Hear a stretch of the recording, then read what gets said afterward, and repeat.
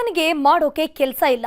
ಅತ್ತೆ ಮನೆಯಲ್ಲೇ ತಿನ್ಕೊಂಡು ಉಣ್ಕೊಂಡು ಪೋಲಿ ತಿರುಗ್ತಿದ್ದವ ಅತ್ತೆಯ ಚಿನ್ನಾಭರಣದ ಮೇಲೆ ಕಣ್ಣನ್ನ ಹಾಕಿದ್ದ. ಆಸ್ಪತ್ರೆಗೆ ಕರ್ಕೊಂಡು ಹೋಗೋ ನೆಪದಲ್ಲಿ ಅತ್ತೆಯ ಗಂಟನ್ನೇ ಎಗರಿಸಿದ್ದಾನೆ. ಕಗ್ಗತ್ತಲ ರಾತ್ರಿಯಲ್ಲಿ ಒಂಟಿ ವೃದ್ಧಿಯ ಚಿನ್ನಕ್ಕೆ ಕನ್ನ ಹಾಕಿ ಆರಾಮಾಗಿ ಓಡಾಡಿಕೊಂಡಿದ್ದವ ಕೊನೆಗೂ ಲಾಕ್ ಆಗಿದ್ದಾನೆ. ಅತ್ತೆಯ ಒಡವೆ ಕದ್ದ, ದರೋಡೆ ಕತೆ ಕಟ್ಟಿದ, ಬಟ್ಟೆ ಬದಲಿಸಿ ನಾಟಕ ಆಡಿದವ ಅಂದರ್. ಅಳಿಯ ಮನೆ ತೊಳೆಯ ಅಂತರಲ್ವಾ? ಈ ಮಾತು ಇಂಥವರನ್ನ ನೋಡಿಯೇ ಹೇಳಿರ್ಬೇಕು.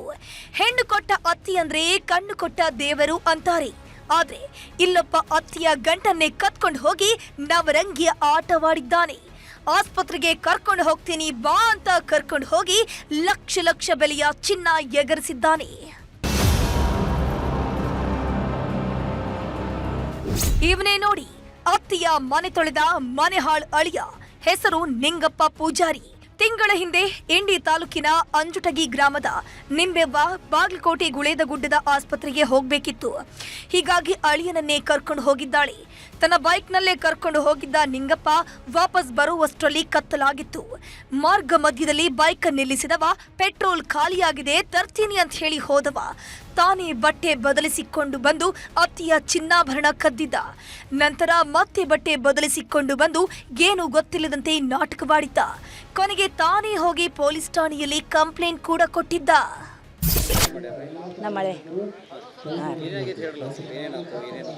ಏನಿಲ್ಲ, ಕರ್ಕೊಂಬಂದ್ರಿ. ಬಂದಕ್ಕೆ ಕಣ್ಣ ಖಾರ ಹೊಡೆದು ಬಾಯಾಗ ಅರಿವಿ ತುರ್ಕಿ ನಾ ತೆಳಗೆ ಬಿದ್ದ್ರಿ. ಅವೆಲ್ಲ ಸಾಮಾನುಗಳು ಹೊತ್ಕೊಂಡ್ರಿ. ಇವನೇ ತಂದಾನ, ಅವನೇ ಮಾಡ್ಯಾನ, ಅವನೇ ಸಿಕ್ಕಂಡ್ರಿ, ಅವನೇ ಕೊಟ್ಟಾನ. ಚಿನ್ನವನ್ನ ಕಳ್ಕೊಂಡ ನಿಂಬೆವ್ವಗೆ ಮೊದಲಿನಿಂದಲೂ ಅಳಿಯನ ಮೇಲೆಯೇ ಅನುಮಾನವಿತ್ತು. ಹೀಗಾಗಿ ಪೊಲೀಸರ ಮುಂದೆಯೂ ಇದನ್ನೇ ಹೇಳಿದ್ಲು. ಕಾಕಿ ಪಡೆ ನಿಂಗಪ್ಪನನ್ನ ಎತ್ತಾಕೊಂಡು ಹೋಗಿ ಬಿಸಿ ಮುಟ್ಟಿಸ್ತಿದ್ದಂತೆ ಅಸಲಿ ಸತ್ಯ ಕಕ್ಕಿದ್ದಾನೆ. ಸ್ನೇಹಿತನ ಜೊತೆ ನಾನೇ ಚಿನ್ನ ಕದ್ದಿದ್ದು ಅಂತ ಸತ್ಯವನ್ನ ಬಾಯ್ಬಿಟ್ಟಿದ್ದಾನೆ. ನಾವು ಇನ್ವೆಸ್ಟಿಗೇಷನ್ ಮಾಡಿದಾಗ ಅಜ್ಜಿಯ ಅಳಿಯನೇ ಇದರಲ್ಲಿ ಇನ್ವಾಲ್ವ್ ಆಗಿದ್ದಾನೆ. ಆತನ ಸ್ನೇಹಿತರನ್ನ ಸೇರಿಬಿಟ್ಟು ಆ ಅಜ್ಜಿಗೆ ಬಂಗಾರ ಒಡವೆಗಳನ್ನೆಲ್ಲ ತಗೊಂಡು ಮೋಸ ಮಾಡಿರ್ತಾರೆ. ಅದು ಕೂಡ ನಮ್ಮ ಜಳಕಿ ಪೊಲೀಸ್ನವರು ಪತ್ತೆ ಮಾಡಿರ್ತಾರೆ. ಕೊನೆಗಾಲದಲ್ಲಿ ಚಿನ್ನ ಕಳ್ಕೊಂಡಿದ್ದ ಅಜ್ಜಿಗೆ ಮತ್ತೆ ಚಿನ್ನಾಭರಣ ಸಿಕ್ಕಿದೆ. ಅಳಿಯ ಅಂತ ಮನೆಯಲ್ಲಿ ಇಟ್ಕೊಂಡಿದ್ದಕ್ಕೆ ಅತ್ತೆ ಚಿನ್ನಕ್ಕೆ ಕನ್ನ ಹಾಕಿದವ ಜೈಲು ಸೇರಿದ್ದಾನೆ. ಗುರುರಾಜ್, ನ್ಯೂಸ್ 18, ವಿಜಯಪುರ.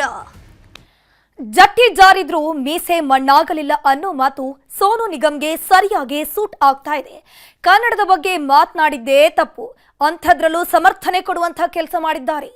ಕನ್ನಡದ ಹೆಸರಲ್ಲಿ ಬೆದರಿಕೆ ಹಾಕಿದ್ರು ಅಂತ ಮತ್ತೆ ಮುಂಡಾಟದ ವಿಡಿಯೋವೊಂದನ್ನು ಅಪ್ಲೋಡ್ ಮಾಡಿದ್ದಾರೆ. ಸೋನು ನಿಗಮ್ ಕಂಠದಲ್ಲಿ ಹೊರಹೊಮ್ಮೋ ಒಂದೊಂದು ಗಾನವು ಅದ್ಭುತ, ಅಮೋಘ. ಕೇಳ್ತಾ ಇದ್ರೆ ಕೇಳ್ತಾನೇ ಇರಬೇಕು ಅನ್ನೋ ಧ್ವನಿ. ಎಂಥವರನ್ನು ಮಂತ್ರಮುಗ್ಧವಾಗಿಸೋ ಸುಶ್ರಾವ್ಯ ಸ್ವರ. ಹೀಗಾಗಿ ಕನ್ನಡದ ಅದೆಷ್ಟೋ ಹಾಡುಗಳಿಗೆ ಧ್ವನಿಯಾದವರು ಇದೇ ಸೋನು ನಿಗಮ್. ಆದ್ರೀಗ ಕನ್ನಡದ ಬಗ್ಗೆ ಆಡಿದ ಒಂದೇ ಒಂದು ಮಾತು ಬಿರುಗಾಳಿಯನ್ನೇ ಎಬ್ಬಿಸಿದೆ. ಸ್ಟಾರ್ ಗಾಯಕನ ವಿರುದ್ಧ ಕೇಸ್ ಸಹ ಫಿಟ್ ಆಗಿದೆ.